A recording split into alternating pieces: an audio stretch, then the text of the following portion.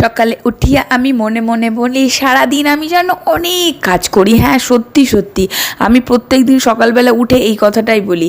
সকালবেলার সমস্ত রকমের কাজকর্ম শেষ, এমনকি রান্নাবান্নাও শেষ। সকালবেলা অল্প কিছু মুদিখানা সদাই এনেছিল, সেইগুলো যেহেতু রান্নার কাজে লাগেনি আর আমি ব্যাগ থেকে বার করিনি, এতক্ষণে সুযোগ পেয়েছিলাম।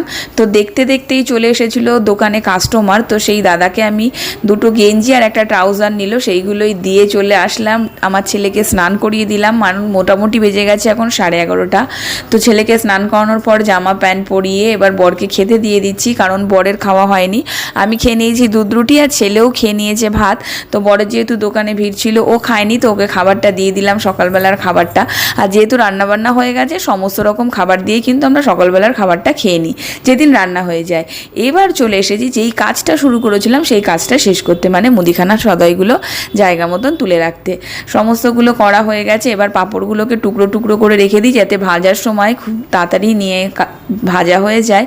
এবার কটা কাঁচা ধোয়া বেরিয়েছিল, তো সেইগুলোই করে নিলাম। সকালবেলা একবার কাঁচা ধোয়া করেই দিই, কিন্তু এখন যেহেতু ছাদে একটুখানি টবের কাজ করব আর কিছু গাছ হয়েছে, সেগুলোকে আলাদা আলাদা জায়গায় দিতে হবে, তার জন্য যে কটা জামা কাপড় কাচার ছিল সেগুলোও কেচে নিয়ে চলে এলাম। আমার ছাদে এতটাই হাওয়া দিচ্ছে, মনে হচ্ছে আমি উড়ে চলে যাই, কিন্তু উড়ে গেলে তো হবে না, এখন আমার অনেক কাজ আছে।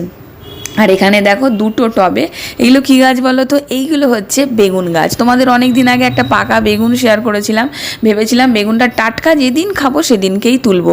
সেই চক্করে একটা সাদা বেগুন আমার পেকে গেছিলো, আর সেই পাকা বেগুন থেকেই কিন্তু অতগুলো গাছ বেরিয়েছে।